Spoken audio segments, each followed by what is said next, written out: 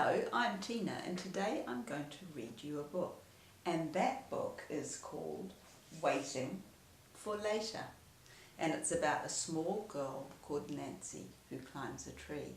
Now some of you might have this book at home, you might have got it out of the library or you might have it at school, and in that case you could just read the real book as I tell the story, but otherwise you can look at the pictures here.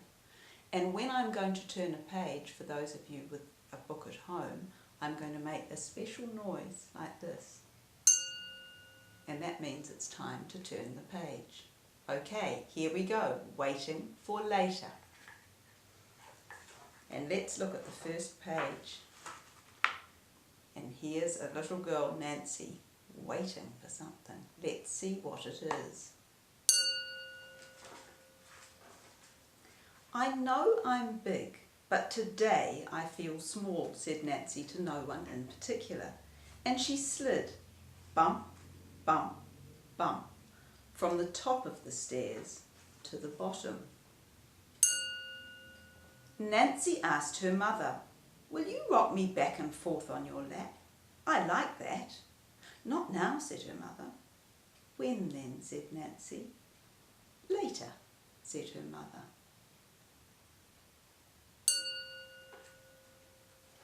So Nancy asked her brother, "Can we play cards? I'm really fast at finding pairs." "Not now," said her brother. "Soon," said Nancy. "Later," said her brother. So Nancy asked her cousin, "Will you come for a swing? I'll go first, then you can have a turn." "Not now," said her cousin. "When then?" said Nancy. "Oh, later," said her cousin. So Nancy asked her aunt, "Can you tickle me a little bit? You know I'm very ticklish." "Not now," said her aunt. "Soon," said Nancy. "Later," said her aunt. So Nancy asked her grandfather, "Will you tell me a story, a funny one that's all about me?" "Oh, not now," said her grandfather. "When then?" said Nancy. "Later," said her grandfather. So Nancy climbed a tree.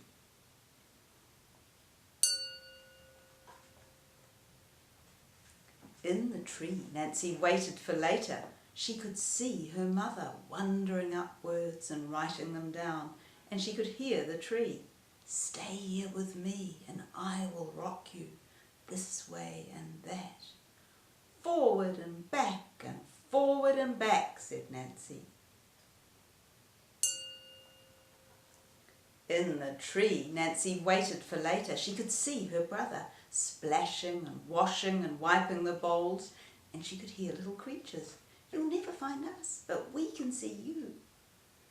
"There you are," said Nancy, "and another one too." In the tree, Nancy waited for later. She could see her cousin hammering and sawing and setting the sails, and she could hear the strong limbs of the tree. "Swing with us, swing high, swing low." "Here I go," said Nancy. In the tree, Nancy waited for later. She could see her aunt flipping and flapping and folding the clothes, and she could hear the autumn leaves.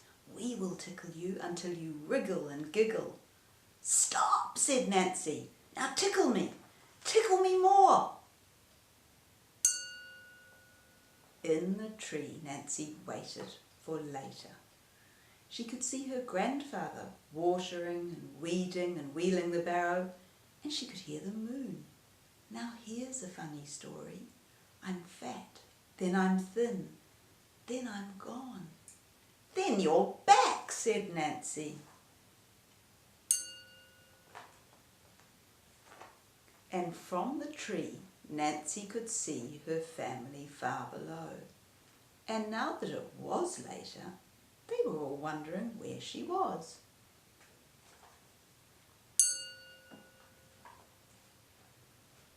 "I know I'm small, but tonight I feel big," said Nancy, to the strong limbs and little things, to the falling leaves and the listening tree, and to the brand new moon in the grand old sky. And she scrambled and slithered and scraped her way down through the wild world from the top of the tree to the very bottom. And that's the end. And at the very end, on the last page, you can see Nancy's teddy bear. And I think she must have left it outside all night, because there it is in the morning with the sun coming up. And that's the end of Waiting for Later.